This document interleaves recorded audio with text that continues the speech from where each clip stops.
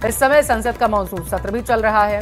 उपराष्ट्रपति राज्यसभा के सभापति होते हैं और सत्र के बीच में पद से इस्तीफा देने वाले धनखड़ पहले उपराष्ट्रपति बन चुके हैं। 2022 में जगदीप धनखड़ ने 14वें उपराष्ट्रपति के रूप में शपथ ली थी। 6 अगस्त 2022 को हुए उपराष्ट्रपति के चुनाव में धनखड़ ने विपक्ष की उम्मीदवार मार्गरेट अल्वा को हराया था और उनके इस्तीफे के बाद राज्यसभा के उपसभापति हरवंश नारायण सिंह चुनाव होने तक कामकाज संभालेंगे। चुनाव की प्रक्रिया 60 दिन के अंदर पूरी करनी होगी। चुनाव में लोकसभा और राज्यसभा के सभी सांसद वोट डालेंगे। तो 67A के तहत संविधान में जो आर्टिकल है उसके तहत उपराष्ट्रपति जगदीप धनखड़ ने राष्ट्रपति द्रौपदी मुर्मू को पत्र लिखा, उसमें आभार जताया सांसदों का और स्वास्थ्य का हवाला दिया। ज्यादा जानकारी के साथ संवाददाता विनीत इस खबर पर जुड़े हुए हैं। विनीत, उपराष्ट्रपति जगदीप धनखड़ ने इस्तीफा दिया जब मॉनसून का संसद सत्र का कल पहला दिन था। जी, निश्चित तौर पर मैं आपको बताना चाहूंगा कि उपराष्ट्रपति में जगदीप धनखड़ का जो इस्तीफा हुआ है उसको लेकर के वे टाइमिंग को लेकर के भी जो है वो काफी चौंकाने वाला है, क्योंकि जब संसद के मानसून सत्र का पहला दिन था और जब वो उन्होंने इस्तीफा, उसके पहले विपक्ष की ओर से लगातार यह कहा जा रहा है कि उन्होंने जब इस्तीफा दिया था उसके पहले वो लगातार मीटिंग कर रहे थे और जिस तरह से कई महत्वपूर्ण मामले जो है वो आने थे, या बिल जो है वो डिस्कस होना था, उस पर उन्होंने विपक्षी सांसदों के साथ बात की थी। जयराम रमेश जो है वो लगातार कह रहे थे, विपक्ष की ओर से टाइमिंग को लेकर के भी सवाल खड़े किए जा रहे हैं। इसके साथ ही साथ मैं आपको बताना चाहूंगा कि उनके कार्यालय की ओर से, उनके ऑफिस की ओर से एक प्रेस रिलीज जो है वो जारी किया गया था जिसमें वह जयपुर जाने वाले थे और उसके कार्यक्रम के बारे में जानकारी दी गई थी। तो उसके बाद ही जो है वो हम देख सकते हैं कि देर में शाम, या हम कह सकते हैं कि देर रात जो है वो उनका इस्तीफा जो है वो आया है। तो टाइमिंग को लेकर के विपक्ष जो है वो सवाल खड़ा कर रहा है। लेकिन यहाँ पर एक बात हमें यह भी समझनी चाहिए कि आज जो विपक्ष उपराष्ट्रपति जगदीप धनखड़ के इस्तीफे को लेकर के सवाल खड़ा कर रहा था, कभी उनके रवैये को वो तानाशाही भी बता रहा था, फिर कभी विपक्ष ने कोशिश की थी कि उन्हें हटाने का जो एक प्रस्ताव है वो भी लाया जाए, हालांकि उसमें सफलता नहीं हासिल हुई थी। लेकिन यहाँ पर यह महत्वपूर्ण है कि उपराष्ट्रपति ने स्वास्थ्य कारणों का हवाला देते हुए जो है वो इस्तीफा दे दिया है।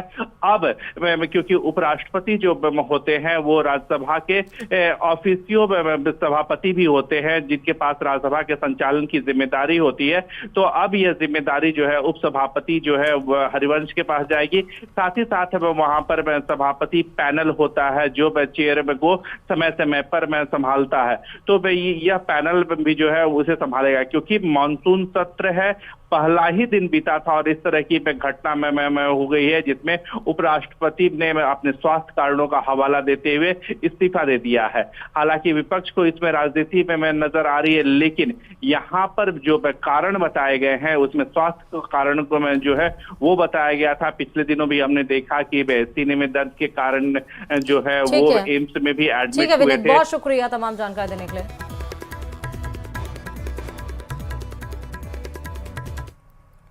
उपराष्ट्रपति जगदीप धनखड़ के इस्तीफे की खबर के बाद उनके पैतृक गांव झुंझुनू जिले के किठाना गांव के लोग स्तब्ध हैं। गांव के लोग एक दूसरे को फोन के जरिए इस्तीफे की अचानक मिली खबर को कंफर्म करने में लग गए थे।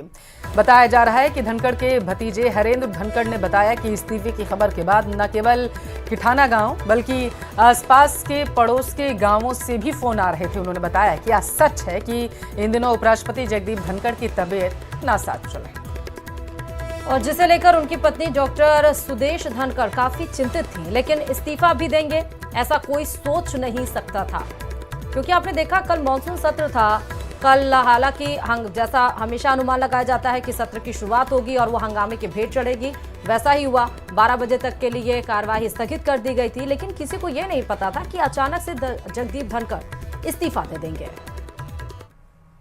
माहौल तो देखो निराशा ही है, सबकी यही चर्चा हो रही है कि भी इस्तीफा दे दिया तो निराश ही है सारी। तो गांव में काम बहुत करवाया, गौशाला में हुआ है, स्कूल में भी बहुत हुआ है और गांव में मान लो सड़क है, कॉलेज हो गई, हॉस्पिटल हो गया, ये काम करवा रहे हैं।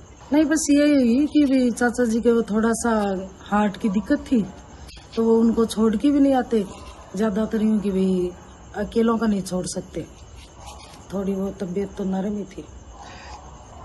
अब तो देखो माहौल तो दुखी का ही है सबके, ये तो है सबको ही पता है कि निराशा ही है तो सब में। अभी हमारे को तो न्यूज से ही पता चला कि महामहिम उपराष्ट्रपति जगदीप जी ने इस्तीफा दे दिया। उसके बाद में गांव में बड़ी निराशा का माहौल है और आसपास के इलाके से भी फोन आ रहे हैं, बहुत ही लोगों में निराशा का माहौल है। सुदेश जी पिछले इस महीने के पहले वीक में आए थे गांव, 2-3 दिन रुके थे, तो उन्होंने बताया था कि भाई मार्च में जैसे उनके बाईपास वो हार्ट का ऑपरेशन का छल्ला डला था, फिर पिछले महीने उत्तराखंड भी प्रोग्राम में गए थे, वहां भी तबीयत बिगड़ गई थी। प्रदेश के न्यायिक कर्मचारियों का लंबे समय से लंबित कैडर पुनर्गठन का मुद्दा विकराल रूप लेता हुआ नजर आ रहा है और इसी मांग को लेकर प्रदेश भर के न्यायिक कर्मचारियों की हड़ताल जारी है, जिससे प्रदेश की अदालतों में कामकाज पूरी तरह से ठप हो गया है। देखिए पूरा मामला इस रिपोर्ट में।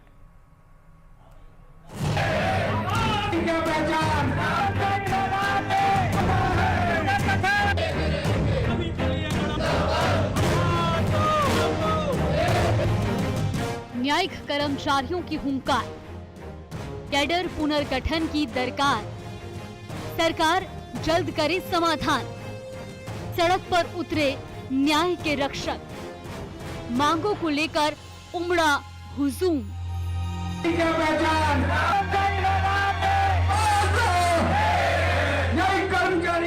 राजस्थान में न्यायिक कर्मचारियों का हुजूम अब सड़क पर न्याय के लिए उतर गया है। उच्च न्यायालय के आदेशानुसार अधीनस्थ न्यायालयों के मंत्रालयिक और आशुलिपिक संवर्ग का कैडर पुनर्गठन की मांग को लेकर विरोध का बिगुल फूंक दिया है। जगह जगह धरने प्रदर्शन, रैलियां और नारेबाजी की जा रही है।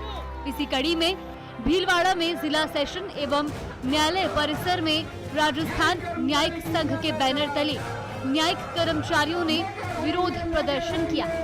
इस दौरान उन्होंने जमकर नारेबाजी की और इस बीच संघ ने चेतावनी दी कि अगर मांगे नहीं मानी गई तो आंदोलन को और उग्र किया जाएगा। राज्य सरकार द्वारा न्यायिक कर्मचारियों के लिए पुनर्गठन लागू नहीं किया है। इसकी वजह से दिनांक 14 जुलाई 2025 से हमारे प्रदेश अध्यक्ष भूख हड़ताल पर बैठे हुए हैं और उसके पश्चात भी राज्य सरकार द्वारा पुनर्गठन के संबंध में कोई कार्रवाई नहीं की गई है। उधर दौसा में चौथे दिन भी न्यायिक कर्मचारियों का धरना जारी रहा। न्यायिक कर्मचारियों ने रैली निकालकर प्रदर्शन किया। संगठन के पदाधिकारियों ने कहा कि राज्य सरकार द्वारा उच्च न्यायालय के आदेशानुसार अधीनस्थ न्यायालयों के मंत्रालयिक और आशुलिपिक संवर्ग का कैडर पुनर्गठन नहीं करने से कर्मचारियों में रोष है।